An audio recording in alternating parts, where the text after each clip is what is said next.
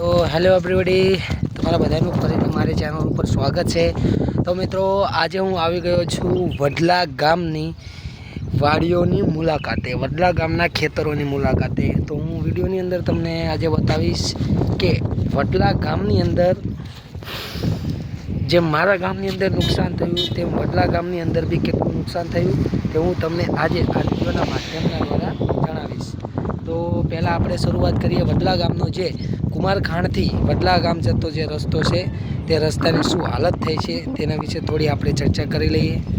તો જોઈ શકો છો તમે મિત્રો, આ જે એક ઊંડો ખાડો પડી ગયો છે જે વડલા ગામની અંદર જે રસ્તો જે હજુ લગભગ 2 થી 3 મહિના પહેલાં જ બનેલો છે અને તમે જોઈ શકો છો કે તે રસ્તાની શું હાલત થઈ ગઈ છે। તો હવે આપણે જોઈએ વડલા ગામના ખેતરો। તો તમે દૂર દૂર સુધી દેખાઈ રહ્યા છે વડલા ગામના ખેતરો। તેની અંદર જે ખેતરના માલિક છે તે કપાસને ખાતર બી નાખી રહ્યા છે જેથી કપાસ જલ્દીથી જલ્દી તેના પહેલાં જેવા રંગરૂપમાં આવી જાય। પણ દોસ્તો, મને નથી લાગતું કે આટલો વરસાદ પડવાના કારણથી હવે કપાસ પહેલાં જેવું નીપજી શકે, પહેલાં જેવું રંગરૂપમાં આવી શકે। તો તમે જોઈ રહ્યા છો, આપણે હવે આગળ જોઈએ કે વડલા ગામની અંદર બી કેટલું પાણી આવેલું છે। તો તમને બતાવી દો મિત્રો,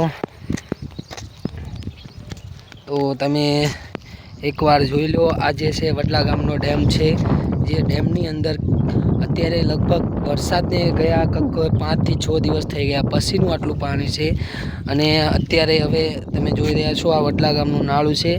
જ્યારે મોટો વરસાદ થયો ત્યારે આ નાળા ઉપરથી લગભગ સ્ટેશન સુધીનું પાણી જતું હતું, જેથી આપણે બાઇકવાળા નાના નાના સાધનોવાળા અહીંથી પસાર નથી થઈ શકતા। તો તમે જોઈ શકો છો આ નાળું તો બાંધ્યું છે પણ નાળાને જે સેફટી દિવાલ આવે તે હજુ કંઈ બાંધેલી નથી। એટલામાં એટલું જ કહેવામાં આવે છે, એટલું જ આપણે સમજણ પડે કે સરકાર કામ કરે છે પણ સરકારના કામમાં 20%નો સારું કામ હોય છે અને પાછળનું જે 80% હોય એમાં એ શું કરે છે તે આપણને બી ખબર નથી। પણ આપણે કાંઈ સરકારનો વિરોધ કરવો નથી, ખાલી હું આ વિડીયોના માધ્યમથી તમને વડલા ગામના જે ખેતરો છે તે મેં તમને બતાવ્યા। અને તમે જોઈ શકો છો જ્યાં સુધી તમને દેખાય તે બધા ખેતરો પડતરની હાલતમાં થઈ ગયા છે।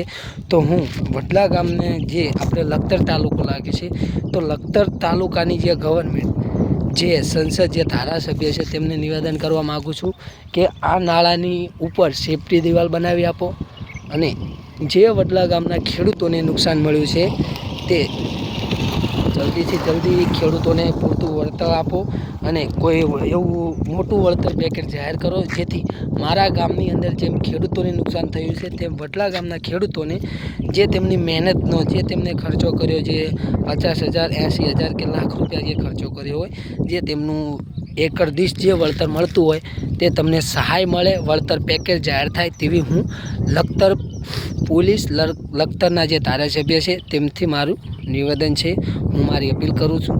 હું કોઈનો વિરોધ કરતો નથી, ફક્ત ને ફક્ત ખેડૂતોને તેમનું નુકસાનનું વળતર મળે તે માટેનું આ કાર્ય કરું છું।